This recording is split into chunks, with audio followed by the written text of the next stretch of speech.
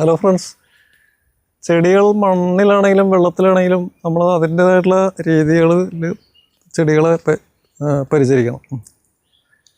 ഇതിപ്പോൾ ഞാൻ മണ്ണ് കൂട്ടിയിട്ടിരിക്കുന്നുണ്ടോ, ഇത് കുമ്മായിട്ട് നമ്മൾ 2 ആഴ്ച ഇങ്ങനെ ഇട്ടേക്കും, കുമ്മായിട്ട് വെച്ചേക്കും. എന്നിട്ട് മണ്ണ് ആവശ്യം വരുമ്പോൾ കൂടുതൽ ടെറസിലേക്കാണ് ഇത് എടുക്കുന്നത്.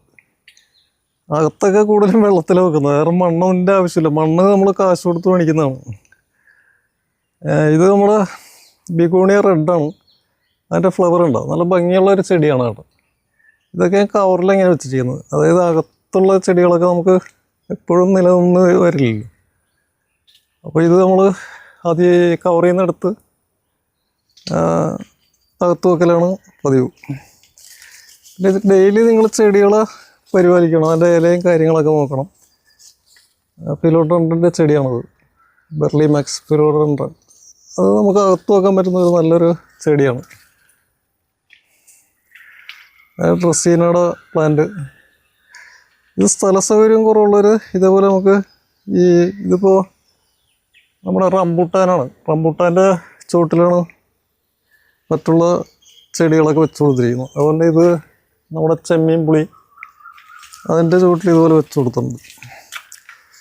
ഇങ്ങനെ ചെടികൾ നമ്മൾ ഇടയ്ക്ക് പരിപാലിക്കണം. ചെടികൾക്ക് എന്തെങ്കിലും പ്രശ്നങ്ങളുണ്ടോ, ഇതൊക്കെ തന്നെ മുളച്ചാണ്, നാരകങ്ങൾ മറ്റുമാണ്. ഞാൻ ഒരു ചട്ടിയിൽ വെറുതെ വെച്ചിട്ടുള്ളൂ. അതുകൊണ്ട് നമ്മുടെ ഇത് സാധാരണ വീഡിയോയിലൊന്നും കണ്ടിട്ടില്ല. ഇതിന് സാധാരണ പുളിയല്ല, അത് മധുരമുള്ള പുളിയാണ്. അത് ചെറിയ ഡ്രമ്മിൽ വെച്ചിരിക്കുന്നത്. അപ്പോൾ ഇത് ഒരെണ്ണം പിടിച്ചിട്ടുള്ളൂ.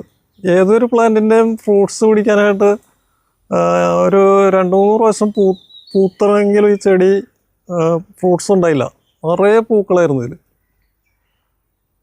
പക്ഷേ ഈ പ്രാവശ്യം ഒരെണ്ണം പിടിച്ച്. അതിന് ക്ഷമ വേണം.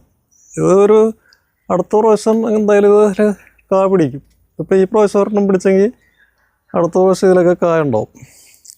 കണ്ടോ, ഇതിൻ്റെ ചുവട്ടിൽ പനിക്കൂറൊക്കെ വെച്ച് കൊടുത്തിരിക്കുന്നു, ഈ പുളിയുടെ ചുവട്ടിൽ. അങ്ങനെ മുളക്, നമ്മുടെ സീതപ്പഴമാണ്. സീതപ്പഴം എല്ലായിടത്തും ഉണ്ടായി കിടക്കുന്നുണ്ട്. അവിടെയൊക്കെ സീതപ്പഴം. അത് ഞാൻ ഡ്രമ്മിൽ തന്നെ വെച്ചിരിക്കുന്നത്. അതിൻ്റെ ചുവട്ടിലും ക്രോട്ടൺ പ്ലാന്റും അതുപോലെ പെഡിലാന്തസ്, മരമുല്ല പ്രൊപ്പഗേറ്റ് ചെയ്ത് ഒരെണ്ണം വെച്ചിട്ടുണ്ട്. അതുപോലെ നമ്മുടെ വെറ്റിലച്ചെടി,